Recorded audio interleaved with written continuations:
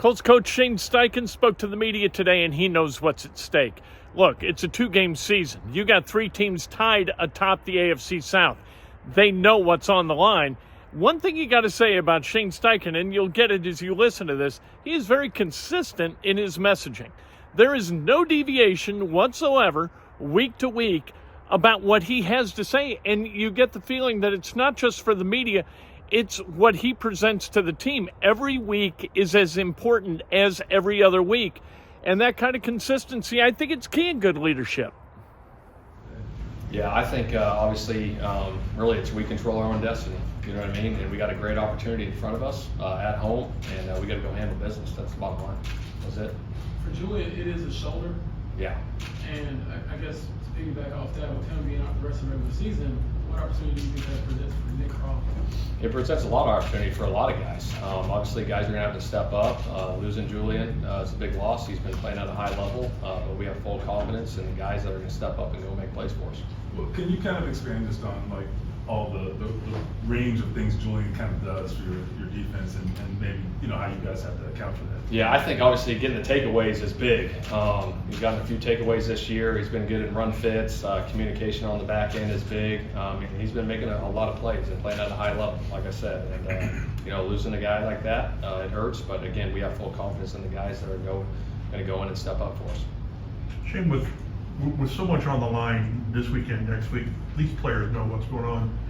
Is there a balance between saying, hey guys, here it is, but not too much? I mean, is there a balance there or not? Yeah, there's a balance. I think, like you said, they know what's out there. We all know what's out there, but we got to go execute, right? It starts with the weekly preparation. I've been saying it all year, and it's like, hey, what are you guys going to change? Is anything going to change, with what's at line? No. I mean, if we change what we're doing now, then we haven't been doing it right all year. You know what I mean? So we got to go out and execute and have a great week of preparation and go get it done. What do you see from the Raiders? It feels like their defense is stepping up. Yeah, they're playing at a high level. Starts with 98, one of the best players in the league. Obviously, we got a plan for him. Kuntz on the other side, he's playing really good football. They got good players on the back end. I think they're playing with a lot of energy and a lot of effort. Big win obviously against Kansas City last week. Offensively, they got a lot of weapons. Devontae Adams, the premier receiver. The back's really good. The tight end's good. Renfro's a good player. They got a lot of talent, so we got to be ready to roll. We got to bring great energy, great effort come Sunday, and go out and execute. It feels like sometimes we classify pass rushers like high motor guy or Yeah. just like freaky guy. Is Crosby kind of across? He is everything.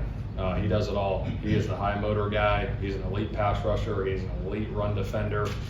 He makes plays, and even when you double team or whatever teams do, he's still rolling, and he finds a way to make plays. So we got to be on it, know where he's at, and go from there. I know they're different players, but having gone against Watt, Garrett, Hendrickson this year, is there anything you can just take away from the plans to get those guys that you can outline at Crosby? Yeah, I'm not going to get into the scheme part of it, but anytime you got an elite pass rusher, an elite player, you got to know where he's at. Between you and Buck and Minshew, and everybody indicated that it wasn't about juice, it was not acceptable, all that stuff. Do you look back and see any warning signs that you can avoid this week, or have you talked to your leadership council and figure out what happened? Yeah, no, I think we didn't coach well enough and we didn't execute well enough. And I think going forward, we got a great opportunity, right? Similar to what happened in Cincinnati, right? We didn't play our best in Cincinnati and we bounced back against Pittsburgh. We didn't play our best against Atlanta, and now we got an opportunity at home to bounce back against the Raiders. And that's the focus, is going to win this football game. That's the bottom line. One thing on the inconsistency, does the running game kind of go with that? Because you've really had trouble finding the continuity with the running game. Yeah, I think we've had our weeks, right? Obviously, we had a good week against Pittsburgh, and then we didn't have it last week, and we got to get that going. I think obviously the run game's huge. You can lean on the run, that opens up the pass game, and we got to be great up front this week. You know what I mean? I think both sides of the football, offensive and defensive line, we got to set the tone. What do you think is the key to just shoring up the run defense? Something that obviously you all like you better than last week. I just think maintaining your gaps, being gap sound, obviously being physical at the point of attack, linebackers fitting their gaps, defensive line, disrupting their offensive line is going to be big. That's the main focus. How big is home field advantage for you these next two games? I think it's huge. Anytime you get to play in front of a home crowd with the noise that our fans bring, I think it's awesome. So it's going to be huge for us. How is Michael doing? Pittman, is he still in protocol? He's still in protocol, but he's progressing well. Kind of seeing the way that Antonio Pierce has come in and stepped up as interim head coach for the Raiders, it seems like they just have a new energy. Like as a head coach, especially in your first year, how has it been kind of seeing their development, the way that he's kind of undertaking this position and kind of help change the culture of that locker room? Yeah, no, they're feeding off his energy. They're playing at a high level. You can see it by the way they're playing, and they're executing well. And it's going to be a heck of a challenge for us on Sunday, but one that we're definitely looking forward to. With Pittman, what is it about him that allows him to produce high volume numbers, even though defenses know he's going to get the ball a lot, but he's had 8 catches like 10 different times? Yeah, I think just this physicality at the top of routes, creating that separation, run after catch.